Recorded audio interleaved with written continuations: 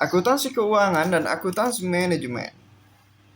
Tujuan akuntansi adalah menyediakan informasi keuangan untuk tujuan pengambilan keputusan ekonomi. Pada kegiatan belajar 1 telah dijelaskan bahwa klasifikasi besar akuntansi ada dua, yaitu akuntansi keuangan yang sering disebut akuntansi eksternal dan akuntansi manajemen yang sering disebut akuntansi internal. Di antara kedua kelompok akuntansi tersebut, ada satu jenis akuntansi yang menjadi alat bagi keduanya, yaitu akuntansi kos. Akuntansi keuangan terfokus pada pengumpulan informasi yang digunakan dalam pembuatan laporan keuangan yang memenuhi kebutuhan informasi bagi pihak eksternal, yaitu investor, kreditor, dan pihak eksternal lainnya. Laporan keuangan ini meliputi neraca, laporan laba rugi, laporan perubahan modal, dan laporan aliran kas. Laporan keuangan menunjukkan kondisi perusahaan secara keseluruhan pada satu waktu. Laporan keuangan ini akan digunakan oleh pihak eksternal dalam pengambilan keputusan ekonomi. Sebagai contoh, investor akan menganalisis proses keuangan yang diterbitkan oleh suatu perusahaan untuk mengambil keputusan apakah akan berinvestasi pada perusahaan tersebut ataukah tidak melalui pembelian sahamnya di pasar modal. Kreditor akan menganalisis laporan keuangan perusahaan untuk mengambil keputusan apakah perusahaan layak mendapatkan kredit ataukah tidak. Karena fokus utama dari laporan keuangan adalah untuk pihak eksternal, maka harus ada bahasa yang sama atau standar yang sama digunakan untuk menyusunnya agar dapat dipahami. Laporan keuangan harus disusun berdasarkan prinsip akuntansi berterima umum atau PABU. Salah satu komponen dari PABU adalah standar akuntansi yang dikeluarkan oleh Ikatan Akuntan Indonesia atau IAI.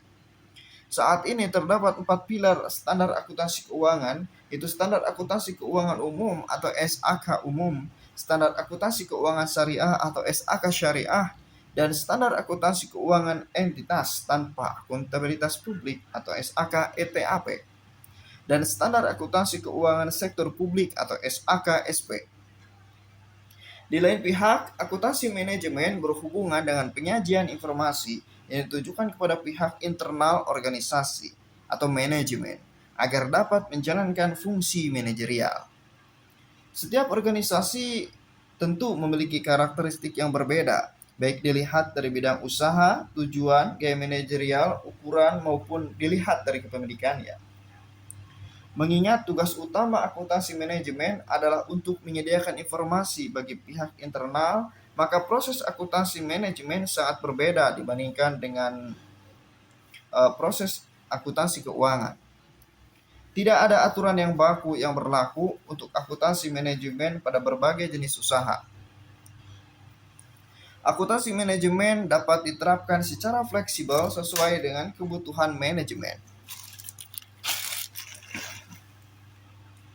Ketika akuntansi keuangan menyusun laporan keuangan, maka sangat dibutuhkan informasi yang dapat disediakan oleh akuntansi kos. Dalam laporan keuangan, khususnya neraca perusahaan manufaktur, terdapat beberapa akun yang informasinya disediakan oleh akuntansi kos. Informasi mengenai beberapa jenis sediaan seperti bahan baku, bahan penolong, produk dalam proses, produk jadi disediakan oleh akuntansi kos. Selain itu, informasi mengenai kos produk terjual yang akan disajikan dalam laporan laba rugi juga disediakan oleh akuntansi kos. Akuntansi manajemen juga sangat membutuhkan informasi kos per unit dalam rangka menyusun anggaran, standar, dan perencanaan keuangan lainnya. Akuntansi kos memberikan tambahan informasi yang dibutuhkan untuk pembuatan laporan-laporan khusus bagi manajemen. Laporan-laporan ini akan digunakan oleh manajemen sebagai contoh untuk pengambilan keputusan apakah akan menerima pesanan khusus ataukah tidak. Apakah akan membeli atau membeli saja komponen tertentu dari produk yang dihasilkan dan sebagainya.